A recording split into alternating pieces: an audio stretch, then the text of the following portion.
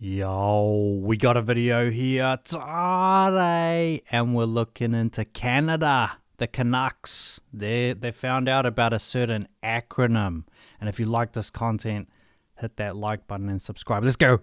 Embedded this hashtag in about 50 videos, and it was the MGTOW group, which something I've just learned in the last week stands for Men Go Their Own Way. Men going Don't sound it out. Don't hurt that brain. their own way. And essentially these are men who don't like women and think women are making their lives miserable and what have you, and it's dangerous. People are like, how would this hashtag get embedded? So she just found out about this a week ago, and she's an expert about it. They never want to play the other side and just say some of them are just monks, they want nothing to do with it. And they always throw out the term misogyny. They never say chauvinism. They never say, oh, there's some guys that grew up playing chess and grew up playing basketball and other sports and realized once you got into the quarterfinals, the semifinals, and got to the big leagues, you realize, hey, you looked around and you're like, what's going on here? This is a sausage fest. There's a lot of guys up at the top of some of these positions. In conservative videos, Polyev, as you mentioned, as you saw, condemned it, but did not apologize for it. And we wanted to find out more about this group and some of the other dangerous kind of underground misogynistic groups that are there in Canada. Yeah. So Hate groups, yeah. Or just guys that maybe free think, maybe play devil's advocate, maybe want to discuss non-mainstream issues, because apparently we're only supposed to talk about certain things. We can never, don't dare even discuss certain other ideas. So our next guest is Brad Galloway, and he is the coordinator of the Center on Hate, Bias, and Extremism. Brad, thank you so much for... So this is in a mainstream Canadian university. So you've got someone that used to serve as a consultant for Google, Moonshine, CVE, and so, you know, when I saw Google, that was enough to get me thinking. And then for some reason I had some spare time, so I started looking into those other groups. But this position in a mainstream Canadian university was made possible by the Center of Hate, Bias, Extremist partnership with Meta, with Facebook. So Facebook's able to co-sign and fund, I mean, they even fund Moonshine from such companies as Google and Facebook. It's like Google and Facebook get the same slush fund money. ISD, the other one, Institute of Strategic Dialogue, is now the leading global think and do tank. So that's just a little background. I don't want to go too deep into that. Just so you know who this guy is down here. Beta male. Just to get a little glimpse. For coming many years back in a different life. You were on the dark side where you participated in a white separatist biker gang. You saw the light, you came out, now you educate people about... This guy sounds like a complete plant. He was like a hardcore person in some biker gang. But now he's the glorified hall monitor that's going to tell people, no, don't you think that. I'm going to go tell the teacher over there. These things. What can you tell us about this group, MGTOW? Yeah, it's I think the roots of when we talk about extremism, more generally speaking, we look at it and the root. The question was MGTOW, not straw man like some extremism and look how bad this one group that did. No, it's a bunch of guys that discuss certain issues. Different guys too, by the way. I did discuss monks. You've got people that were married, are divorced now, had kids, and wondering what the current dating market is, and maybe some other questions. You still do have guys that are dating. They just don't cohabitate. They don't live together. And you've got others that just smash. That just hook up, go CC riding. Whether they pigeon dance or Jessamax at the local bars and clubs and drinking alleys, or if they just pay for it straight up and just say, here's $500, let's get down to business. MGTOW is very wide ranging. Roots of right-wing extremism are violent misogyny or misogynistic groups. And in the group I was in... I'm not going to let that slide. She asked the question, what is MGTOW? And now you're just talking about people you don't like, people that you disagree with, politically and ideologically. And in the myriad of groups we see out there in Canada today, there is still a misogynist vitriol that's taking up a lot of the space in that area. It feels like it's growing at such an exponential rate, or there's been sort of a nod to say, okay, yeah, be that way, show you're that way. What's the allure in drawing people into these groups? Because it's taboo to even discuss it. And some people might just be like on the spectrum and they just worked it out logically. And they don't even realize it's actually so crazy what they're saying. They in their mind, they think it's kind of normal to think certain things. Pulling people in. Well, I think it's identity, it's belonging, it's feeling like they have a cause for something, and an action. So we've seen a lot of stuff surrounding the groups. There could be some truth to that. But there is some projection there because they're defending their ideology, their tribe. Like, they see it's a battle. We're supposed to pretend that there's not like a spiritual battle, social battle, a tug of war between how sort of progressive we want to go and how much we might want to bring it back a bit. We have to pretend that that's not going on, and that's not been going on for 100 years. Recently, like Diagolons hit the news, and we don't like talking too much about the names of these groups, but unfortunately, it's become ever present in the news cycle, and these folks that are in these groups are dangerous, and we have to take that into consideration. Prove it right now. I'm gonna just be all over the place in this video. You hear atheists all the time say, "Well, prove that God is real." So I got to see it to believe it.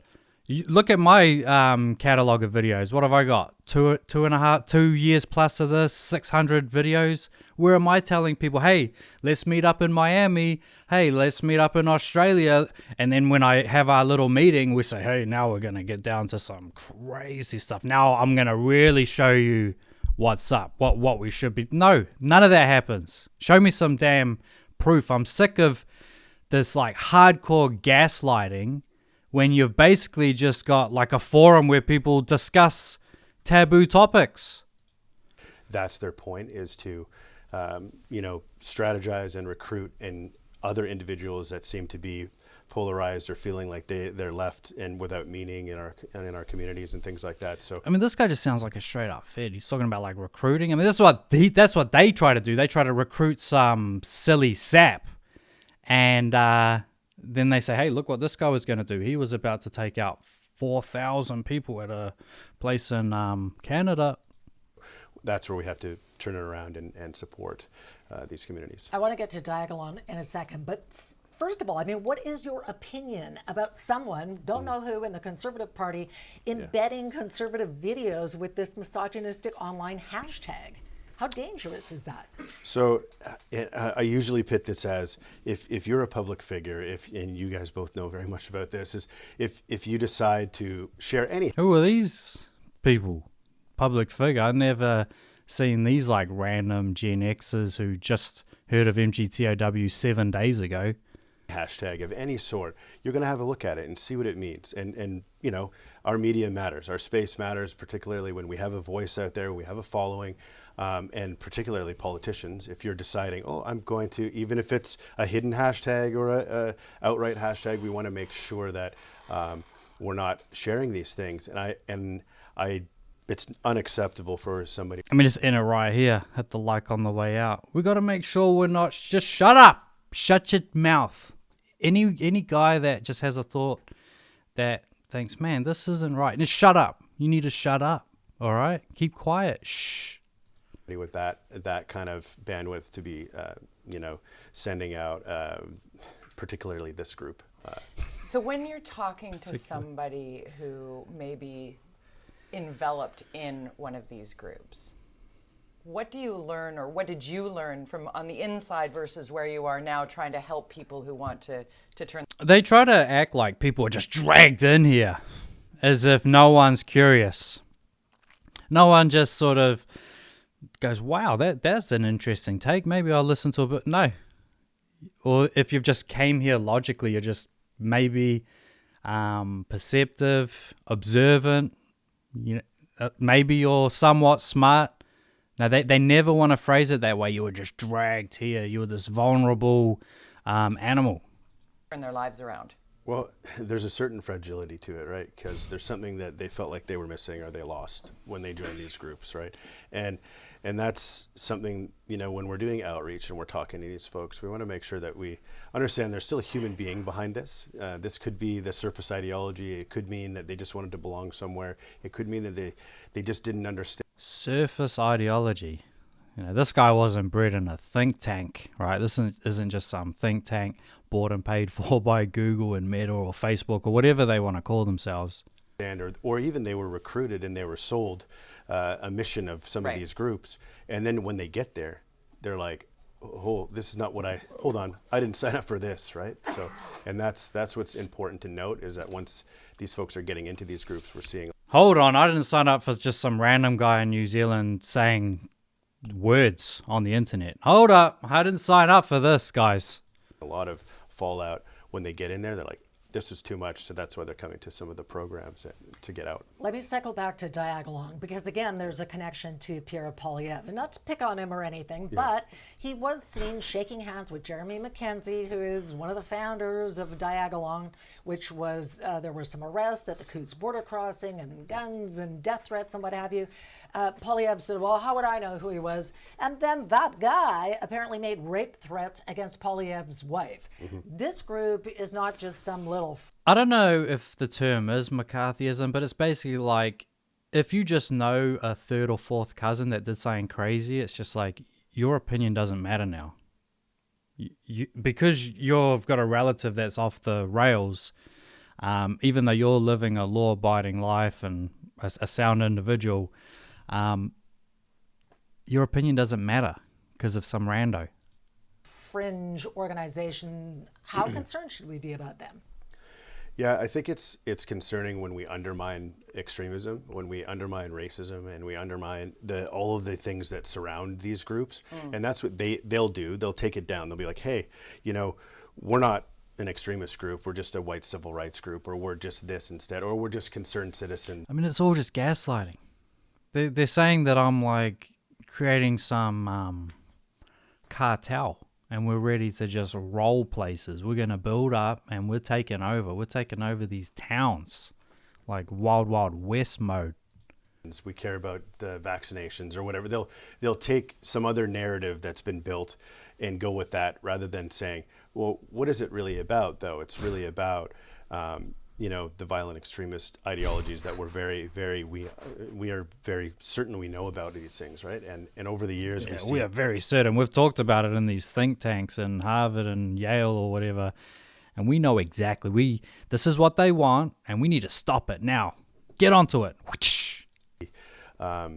People like Mackenzie emerge, and their charisma, their things like that kind of like attracts people to these groups, and that is something we have to be very aware of, and we have to, you know, do the right interventions, you know, before these things end up happening. And to see... Yeah, we got to intervene. Anyone that's charismatic and can deliver a message, we got to just take them down, because we suck. We're useless at messaging and marketing and selling anything, basically, that we need to remove the competition. Leaders, and I mean world leaders at the top. We just showed you, you know, Parliament. Yeah.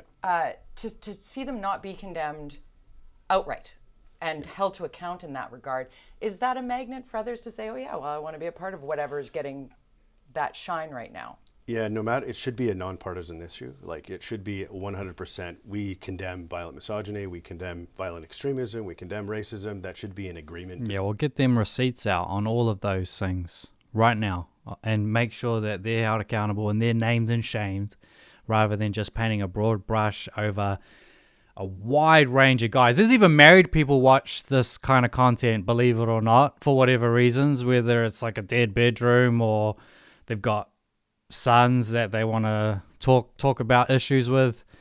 Lots of people just, I mean, look at the comments. The comments have a bunch of different ideas in it.